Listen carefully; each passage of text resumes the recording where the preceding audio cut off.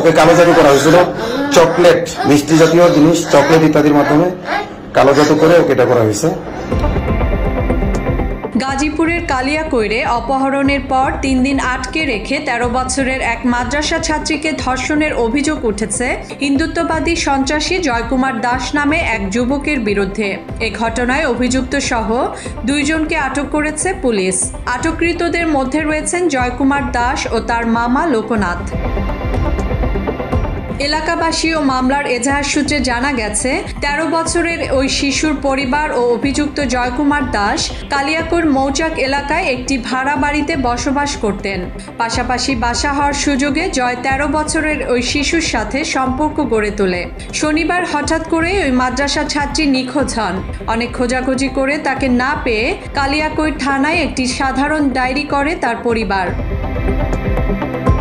এর 3 দিন পর বুধবার বিকেলে ঢাকা-টাঙ্গাইল মহাসড়কের উপজেলার মৌচাক স্টেশন এলাকায় অজ্ঞাত অবস্থায় তাকে উদ্ধার করেছে স্থানীয়রা। এরপর ওই শিশুকে মৌচাক ভাড়া বাসায় নিয়ে যায় তার পরিবার।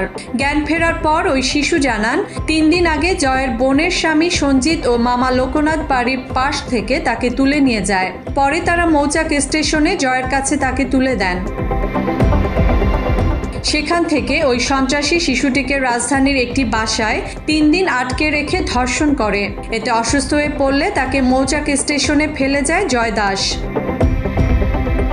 পরিবারের অভিযোগ, ঘটনার পর থেকে গত 2 মাস ধরে বিভিন্ন প্রভাবশালী মহলের হুমকি ও চাপের মুখে তারা মামলা করার সাহস করেনি। ভুক্তভোগী শিশুটি শারীরিক ও মানসিকভাবে চরম বিপর্যস্ত হয়ে পড়েছে।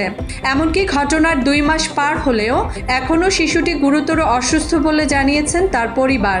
এই পরিস্থিতিতে স্থানীয় আলেমদের সহযোগিতায় 15 অক্টোবর কালিয়াকৈর থানায় ধর্ষণ মামলা দায়ের করেছে স্বজনেরা।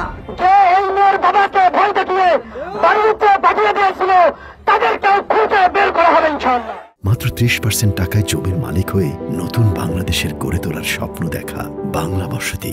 এ বিষয়ে কালিয়াকৈর থানার ভারপ্রাপ্ত কর্মকর্তা ওসি আব্দুল মান্নান বলেছেন, এরই মধ্যে 2 জনকে গ্রেফতার করে গাজীপুর জেল হাজতে পাঠানো হয়েছে। মামলার অন্য আসামিদের গ্রেফতারের চেষ্টা চলছে। এ নিয়ে বাংলা এডিশনের পক্ষ থেকে যোগাযোগের চেষ্টা করা হলে ওসি মান্নান ব্যস্ততা দেখিয়ে ফোন কেটে দেন। এদিকে এই ঘটনায় ফুঁসে উঠেছে এলাকাবাসী। শুক্রবার জুমার নামাজ শেষে ঢাকা-টাঙ্গাইল মহাসড়কের কালিয়াকৈর বাস স্টেশনে উপজেলা মডেল মসজিদ ও মৌচাক এলাকায় আলাদা 2টি বিক্ষোভ মিছিল করেছে গাজীপুরবাসী। এ সময় ধর্ষক জয় সহ অভিযুক্তদের সর্বোচ্চ শাস্তির দাবিও জানিয়েছে তারা।